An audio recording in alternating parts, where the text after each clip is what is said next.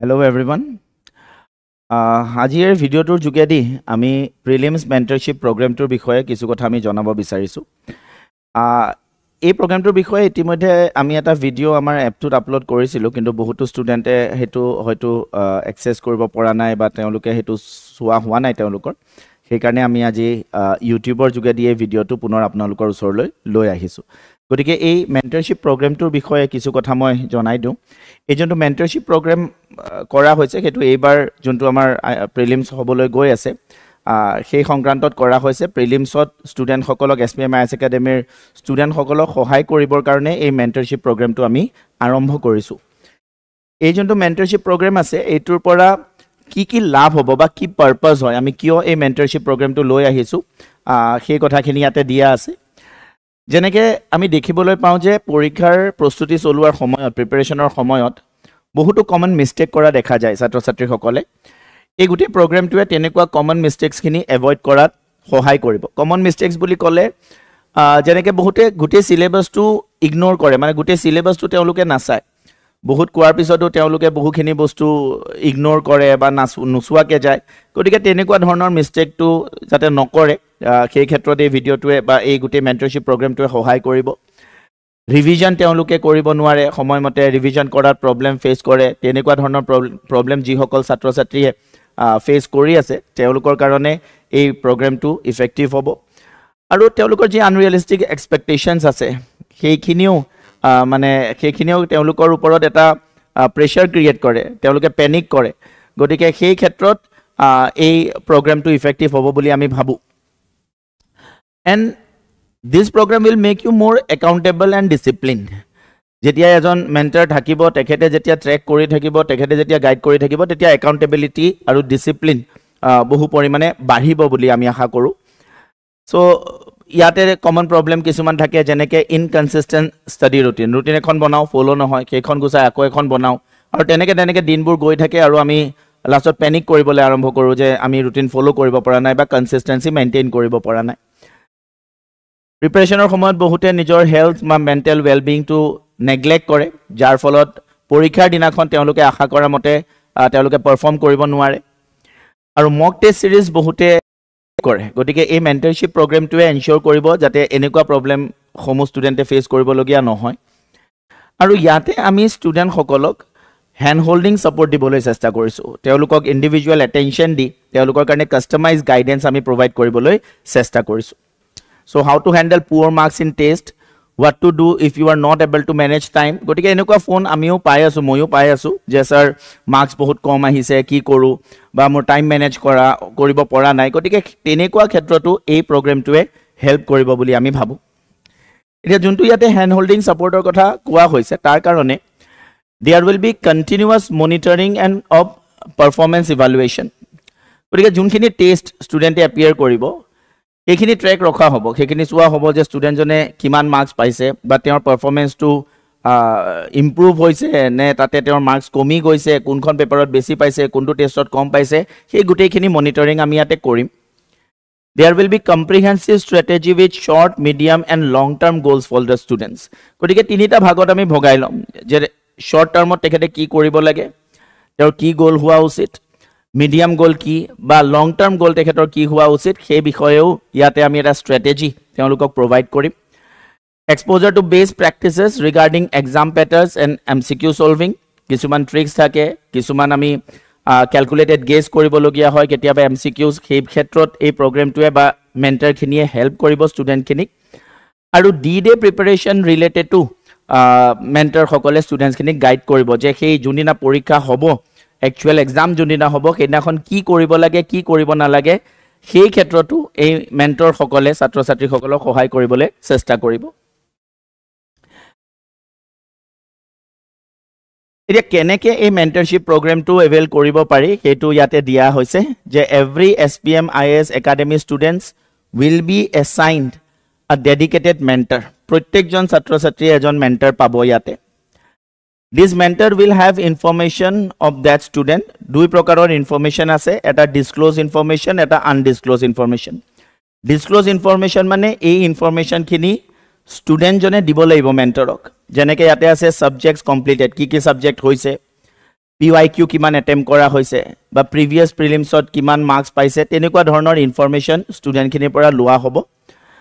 আৰু বাকি undisclosed information মানে এই ইনফৰমেশ্যনখিনি ষ্টুডেণ্টে দিব নালাগে সেইখিনি ট্ৰেক আমি আমাৰ ফালৰ পৰা ৰাখিম যেনেকৈ টেষ্ট সিৰিজত কিমান স্কোৰ পাইছে ডেইলি MCQত কেনেকুৱা স্কোৰ আহিছে সেই ইনফৰমেশ্যনখিনি আমি নিজে গোটাই ল'ম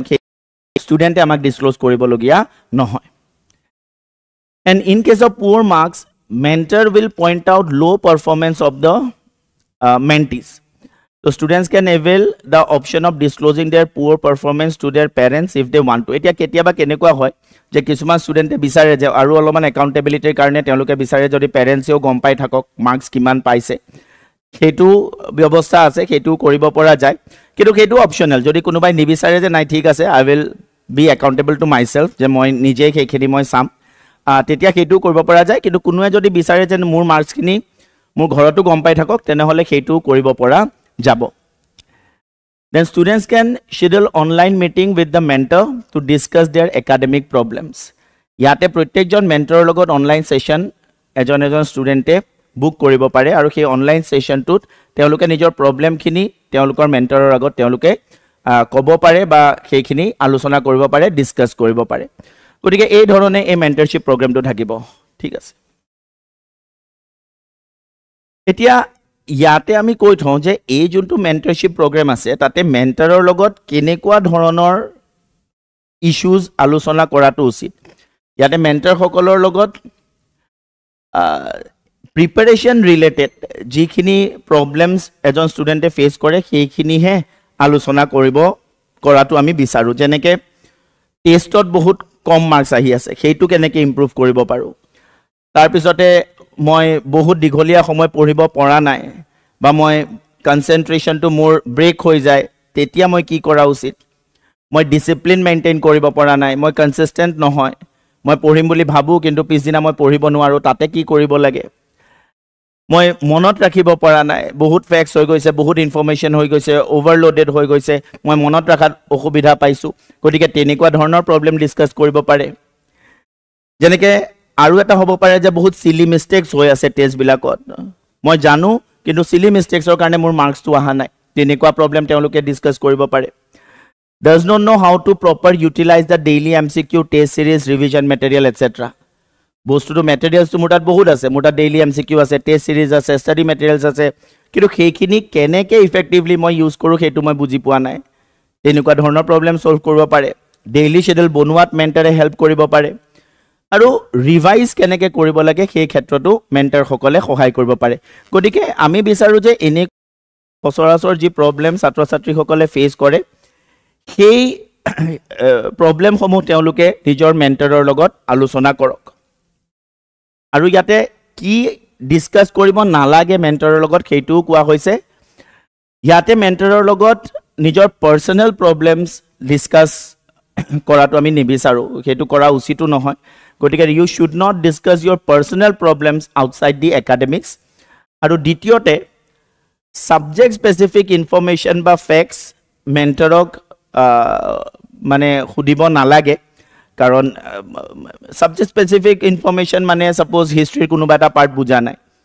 যে স্যাৰ এই টপিকটো মোক বুজাই দিয়ক বা মোক বেলেগ এটা কাৰেন্ট এফেয়াৰ্সৰ কিবা এটা টপিক মই বুজি পোৱা নাই এইটো বুজাই দিয়ক গতিকে তেনেকুৱা ধৰণৰ সাবজেক্ট স্পেসিফিক যদি কিবা মানে ক্লাৰিফিকেশন লাগে তেনেহলে সেইটোৰ কাৰণে ফেকাল্টিক কন্টেক্ট কৰাটো বেটাৰ হয় গতিকে subject specific information বা facts or karone you should contact your faculty not the mentors or karone preparation related junkhini ase heikhini discuss kora tu he besi mane effective hobo subject specific information or karone you can always go to the respective faculty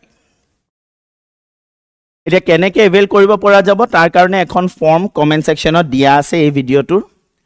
এই ফৰ্মখন যেতিয়া fill up কৰিব student এজনে তেতিয়া তেওঁ এটা mail পাব মেইলত